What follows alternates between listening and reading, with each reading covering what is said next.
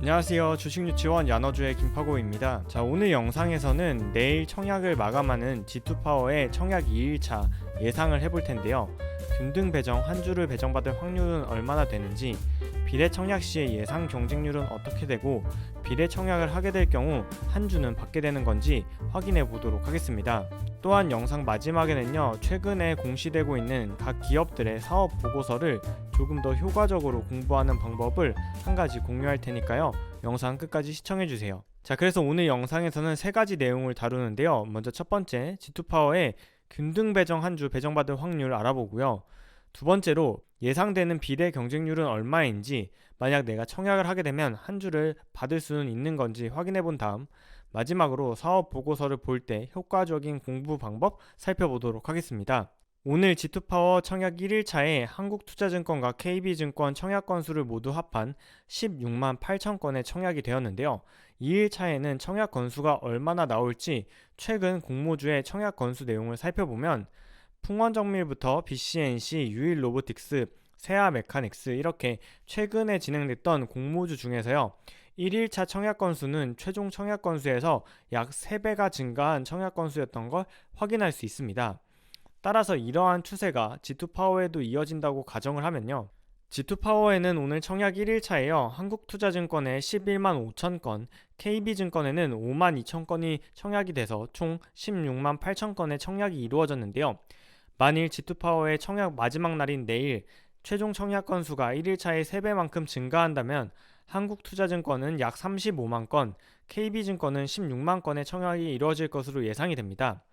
이에 따른 균등 배정 확률을 예상해보면요. 한국투자증권은 7만 7천 주의 균등 배정 수량이 있기 때문에 35만 건가량의 청약이 이루어진다면 균등 배정으로 한 주를 배정받을 확률이 22%, KB증권은 균등 배정 수량이 3만 3천 주이기 때문에 16만 건 정도가 청약이 이루어진다면 균등 배정으로 한 주를 받을 확률이 21%로 두 증권사의 균등 배정 한 주 배정 확률은 비슷할 것으로 예상이 됩니다. 자, 이렇게 50만 건의 청약이 예상되는 G2파워 비례 경쟁률은 어떨지, 그리고 내가 만약에 청약을 하게 된다면 한 주는 배정받을 수 있을지 확인해 보면요. G2파워가 이번에 공모하는 금액은 145억 원인데요. 2022년에 진행된 공모주 중에서 공모 금액이 145억 원과 비슷했던 오토엔과 아셈스의 청약 증거금을 살펴보면요. 오토엔과 아셈스의 평균적으로 증거금이 약 4.7조 원이 모였습니다. 또한 가장 최근에 공모가 진행되었던 유일로보틱스와 세아메카닉스의 경우에 비례 경쟁률이 평균적으로 5,000대 1을 기록했는데요. 이러한 두 가지 점을 고려해서 G2파워의 예상 비례 경쟁률 예상해보면요. G2파워에는 비례 경쟁률 5,200대 1, 청약 증거금은 한국투자증권의 3.3조 원, KB증권의 1.4조 원이 모여서요. 2일차에 최종 청약 증거금으로 약 4.7조 원 정도가 모이지 않을까 예상이 되고요. 이에 따른 비례 경쟁률은 약 5,200대 1입니다. 이렇게 예상한 대로 G2파워의 비례 경쟁률이 5,200대 1이 된다면요. 한국투자증권과 KB증권 모두 최저등급 기준으로 청약 한도인 2,000주를 청약했을 때 비례 배정 한 주를 장담하기 어려운 상황입니다. 2,000주를 청약하게 되면요. 각 증권사별로 모두 소수점이 0.38이 되기 때문에 비례 배정으로 한 주를 배정받지 못하게 될 확률도 존재합니다. 자, 따라서 최저 등급이 아니라 내가 한국투자증권의 경우 일반 등급이라 4,000주까지 청약을 할 수 있다. 혹은 KB증권의 KB스타클럽처럼 2.5배를 적용받아 5,000주를 청약할 수 있다 라고 가정하면요. 한국투자증권의 경우에는 3,280만원, KB증권은 4,100만원의 청약을 하게 되면 비례 배정으로는 한 주를 배정받을 수 있을 것으로 예상이 되는데요. 한 주를 배정받았을 때 예상 목표가를 36,000원으로 잡는다고 하면요. 한국투자증권은 수수료 2,000원을 제외하고 KB증권은 1,500원을 제외하면 예상되는 목표 수익은 한국투자증권은 17,600원, KB증권은 18,100원인데요. 만약 내가 토스뱅크의 파킹통장으로 2%의 이자를 받는다고 가정하면 이틀치의 이자는요. 한국투자증권의 증거금에는 3,041원, KB증권의 증거금 4,100만원에는 3,800원의 이자가 붙기 때문에요. 이러한 증거금을 파킹통장에 두는 것보다는 비례 청약을 하는 게 더 낫다는 결론을 낼 수 있습니다. 자, G2파워의 청약 종합해 보도록 하겠습니다. G2파워는 한국투자증권과 KB증권 두 증권사에서 청약을 진행하는데요.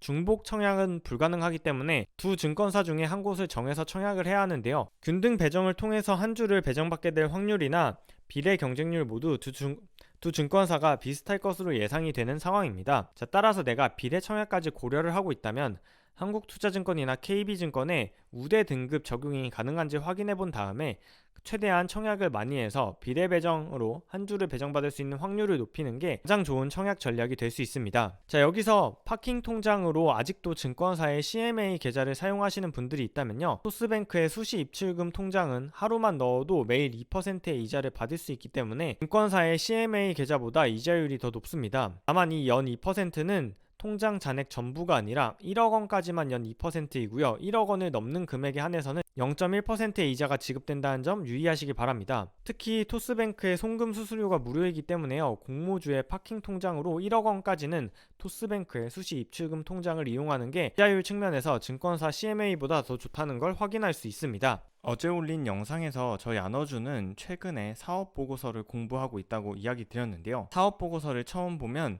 그 내용은 이해하기가 어렵고 양은 많아서 사업보고서를 어떻게 효과적으로 봐야 할지 고민인 분들이 많을 것 같아요.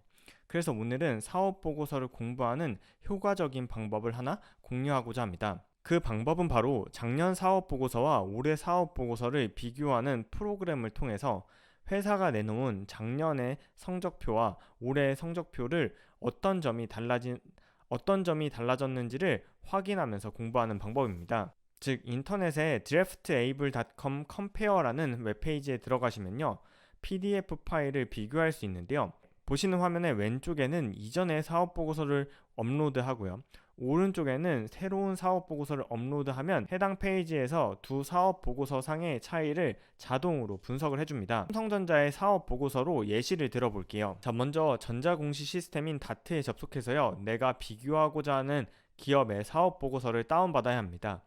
예를 들어 삼성전자의 경우에는요, 삼성전자를 검색한 다음에 사업보고서를 클릭하면 우측 상단에 다운로드라는 탭이 있는데요, 다운로드를 클릭해서 삼성전자의 사업보고서를 다운로드 받습니다.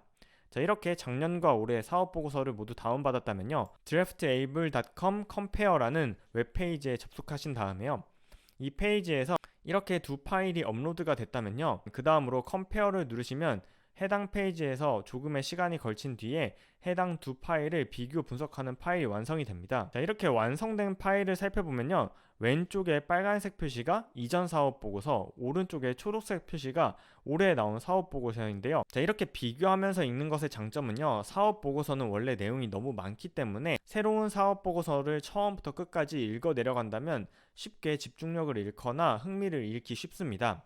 그런데 작년 사업보고서와 올해 사업보고서를 이렇게 어떤 점이 달라졌는지를 비교하다 보면요, 회사가 어떠한 방향으로 나아가고 있는지 미묘한 변화뿐만 아니라 작년 대비 올해 크게 바뀐 부분을 쉽게 파악할 수 있다는 장점이 있습니다. 저희 안어주도 이러한 비교를 통해서 제가 투자한 기업들의 사업보고서가 어떤 식으로 변했는지를 추적하는 중입니다. 자, 다만 이러한 방법은 사업 보고서를 몇 번 살펴봐서 내가 어떻게 봐야 하는지 아는 분들에게는 유용할 수 있지만, 사업 보고서를 처음 보는 사람들에게는 어디서부터 무엇을 봐야 할지 망망대해 같은 사업 보고서를 공부하기는 조금 어려울 수 있습니다. 그러한 주린이 분들을 위해서 저희 안어주가 주식 유치원에서 배우는 주식 투자 기초 수업 책에서요, 사업 보고서를 어떻게 분석해야 하는지 자세히 적어두었습니다.